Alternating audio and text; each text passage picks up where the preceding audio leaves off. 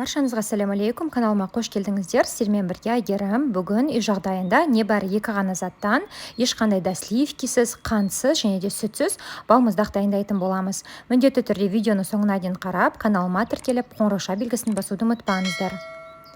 Ең бірінші ыдысымызға кесіп алған алдын ала бананымызды саламыз. Бананды міне осындай өте қатты үлкен емес, кішкентайлау келген бөлшектерге бөліп аламыз. Одан кейін құлпынай керек болады. Құлпынаймен де қатып тұрған құлпынай, міндетті түрде құлпынайды немесе бананның біреуін қатырып алғандарыңыз дұрыс болады. Құлпынайымызды салдық. Енді бір ас қасық бал саламыз. Енді жақсылап тұрып, бетін жауып, ұнтақтағышқа ұнтақтап аламыз. Яғни измельчителімізді сақтап алу керек болады. Шамамен 1-2 минуттай ғана араластырып алдым.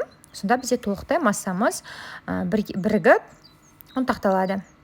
Міне біздің массамыз дайын болды. Енді басқа ыдысқа осы сұйықтығымыздың барлығын құйып аламыз. Егер сіздерге жұмсақ күйінде ұнайтын болса, балаларға осы күймен жұмсақтай бере берсеңіздер болады, немесе қатырып балмұздақ ретінде де беруге болады. Ол үшін біз қайтадан қасықпен бетін барлығын тегістеп аламыз.